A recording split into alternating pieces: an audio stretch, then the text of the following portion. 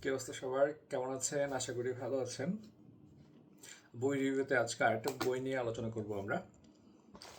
যাই হোক, তার আগে আজকে একটা পার্সেল আসছে। এটা আমাদের হাসান জাহিদ ভাই, ম্যানস পাবলিকেশন, সেখান থেকে মূলত পাঠানো হয়েছে। এখানে যদি আমি আসলে বই পাঠানোর কথা আর কি, মানে আমাকে নক দিয়েছিল, বাট আমি চাই না। অ্যাকচুয়ালি এখানে একটা বই থাকার কথা, বাট আমার মনে হচ্ছে দুটো বই আছে আর কি।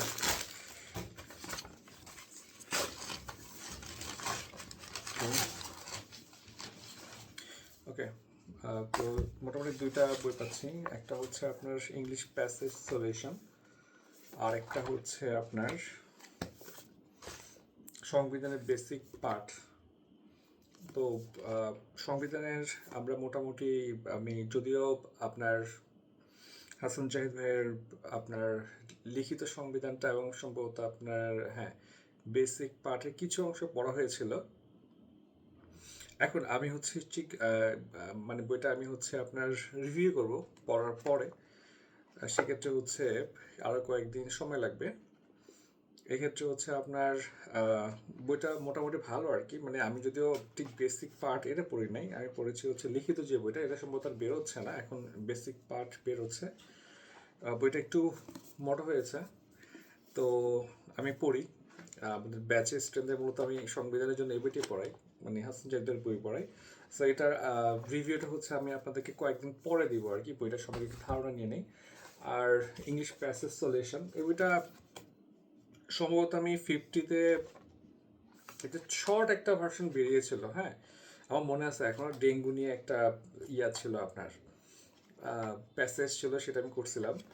তো এটা হচ্ছে আপনার জুলাই 2026 সংস্করণটা হচ্ছে আমার কাছে পাঠানো হয়েছে। তো যাই হোক, থ্যাংক ইউ। আমি হচ্ছি বইগুলো দেখে পড়ে আমি রিভিউ করবো আর কি। যাই হোক, আজকে আমাদের মেন যে রিভিউটা নিয়ে আজকে হাজির হয়েছি সেটা হচ্ছে সাহিত্য কথা। বইটা আসলে আমার ফেভারিট একটা বই। তো এটা নিয়ে আপনার রিভিউ করতে চাচ্ছিলাম আজকে। আজকে মূলত আরেকটা বই নিয়ে রিভিউ করব। তো এই বইটা অ্যাকচুয়ালি হচ্ছে রানা স্যার, খুব, মানে আমি ভাল লাগে আর কি ওনাকে, ওনার লাইফটাও ভাল লাগে আর কি, উনি যতটুকু দেখি আর কি ফেসবুকে। ওনার সাথে একদিন কথা বলার সুযোগ হয়েছিল। খুব ইন্টেলেকচুয়াল একজন পার্সোনালিটি। যাই হোক, এখন দেখেন এই বইটার আপনি কীভাবে পড়বেন, কী পড়বেন, বইটার ভালো দিক কী, বা বইটা সম্পর্কে একটু আমরা মানে বোথ অ্যাঙ্গেলেই হচ্ছে 360 অ্যাঙ্গেলে ট্রাই করবো একটা রিভিউ দেওয়ার জন্য। প্রথমত বলি, এই বইটা হচ্ছে একটু আগের এডিশন। তো রিসেন্ট এডিশনটা আমার কাছে নাই। তো আমার মনে হয় যে মানে লিটারেচারের ক্ষেত্রে যেহেতু এখন আপনার একটু টাফ কোশ্চেন আসছে, রিসেন্ট এডিশনটা কবে বেরিয়েছে আমার ঠিক ধারণা নাই। হয়তো কিছুটা আপডেট করছে আর কি, তবে বইয়ের যে স্ট্রাকচার সেটা ঠিক থাকবে। আসেন দেখি। তো দেখি, আমি হচ্ছে যে বইটা রিভিউ করতেছি সেটা হচ্ছে আপনার অনেক আগের, 2021 সালের, প্রায় 5 বছর আগের সংস্করণ আর কি। যাই হোক, দেখেন বইটা একটা মজার ব্যাপার আছে। বইটা হচ্ছে আমি খুব পছন্দের পছন্দের একটা বই। বইটা আমি একবার শিল্পকলাতে ফেলে আসি আর কি, মানে আমার সাথে সবসময় বই থাকে আর কি, কোনো না কোনো বই থাকে। এই বইটা হচ্ছে আমি ফেলে আসি। তো বইয়ের ভিতরে কিন্তু আপনারা জানেন যে আমার হচ্ছে একদম মানে ইমেল অ্যাড্রেস থেকে শুরু করে, হ্যাঁ, আমার সিল চাপ্পর মারা থাকে আর কি। এখন আমার ফোন নাম্বারও লেখা থাকে। তো আই ওয়াজ এক্সপেক্টিং যে কেউ একজন হয়তো বইটা নিয়ে যাবে না, বাট আমার সাথে কন্ট্যাক্ট করবে। তো পরদিন খুব ভোরে আমি যাই শিল্পকলায়, গিয়ে বইটা পাই। যদিও আমার সাথে কন্ট্যাক্ট করা নাই, বাট বইটা হচ্ছে দেয়ালের উপরে লেখা রাখা ছিল, এবং একটা পার্ট বের করা ছিল যাতে করে বুঝে যায় আর কি, জাস্ট এই পার্টটা এইভাবে বের করা ছিল আর কি, আমি বুঝে ফেলি। যে থ্যাংক ইউ আপনাকে যিনি পেয়েছিলেন। এখন দেখেন বাংলা সাহিত্যের যে বর্তমানে প্রশ্নগুলো আসতেছে, আপনারা দেখবেন যে একটু মডারেট হয়ে আসতেছে। আপনার 45-এ খুবই মোটামুটি টাফ কোশ্চেন আসছে, এরপর একটু মডারেট হয়ে আসতেছে। মানে আগে যেরকম একটা ধারণা ছিল যে আগে ছিল হচ্ছে আপনার 20-20-র মধ্যে হচ্ছে একটা ভালো এফোর্ট দিলে দুইটা বই পড়লে মোটামুটি ধরেন 16-17 তুলে ফেলা ইজি ছিল আর কি। মধ্যযুগ পর্যন্ত যে 4 বা 5 নাম্বার আসে এগুলো তুলে ফেলা যেত, আধুনিক যুগে মোটামুটি মানে স্ট্রেস নিলে পারা যেত আর কি। তবে 45-এর পরে খেলা অনেক চেঞ্জ হয়ে যায় আর কি। স্টিল এই বইটার আপনার, যদিও এই বইটা অ্যাকচুয়ালি হচ্ছে আপনার প্রিলি প্লাস স্ট্রিটের একটা কম্বাইন্ড বই মনে হয়েছে আর কি আমার বইটাকে, এবং কম্বাইন্ড এই বইটা। তো তবে আমি সবসময় আমার আপনার রিটেন ব্যাচ সবাইকে বলি যে বাংলা সাহিত্য যখন বাংলা যখন হচ্ছে আপনি রিটেন পরীক্ষা দিতে যাবেন তার আগে যদি আপনার সম্ভব হয় আর কি, যদিও বাংলা রিটেনে হচ্ছে আমরা সবচেয়ে কম প্রিপারেশন নেই, আমাদের মনে হয় হচ্ছে ওকে ফাইন বাংলা হয়তো পারবো, আগে হচ্ছে আমরা ম্যাথ, সায়েন্স, তারপর ইন্টারন্যাশনাল, আপনার বাংলাদেশ নিয়ে আমরা এত বেশি স্ট্রেস নেই, ইংলিশ নিয়ে স্ট্রেস নিতে হয়, তো বাংলাটা একদমই আমাদের মানে কনসার্নের বাইরে থাকে। পরে মনে হয় যে ওকে ফাইন আমরা হচ্ছে পরীক্ষার 1 সপ্তাহ আগে থেকে পড়া শুরু করবো, বাংলা কাভার হয়ে যাবে।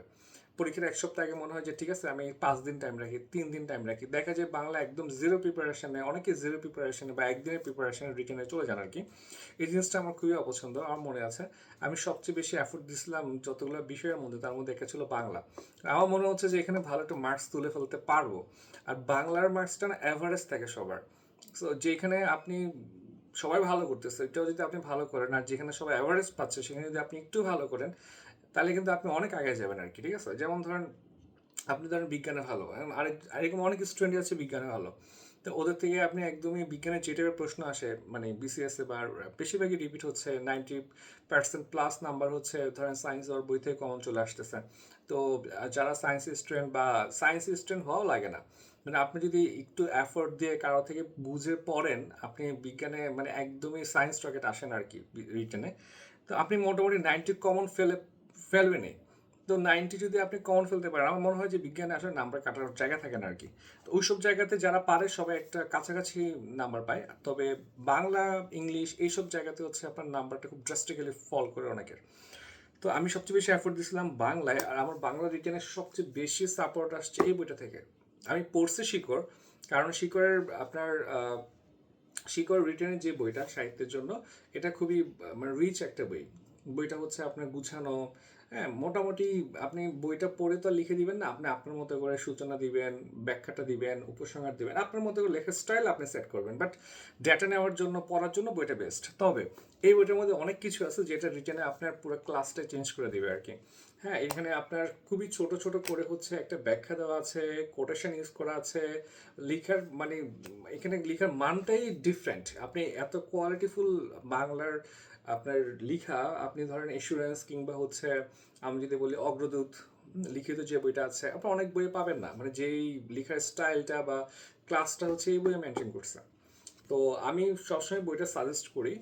হ্যাঁ, এখন এই বইটা পড়াটা একটু মানে প্রথম যারা প্রিপারেশন নেয় তাদের জন্য এই বইটা প্রি প্রিপারেশন এই বইটা থেকে নেওয়া একটু টাফ মনে হয় আর কি আমার।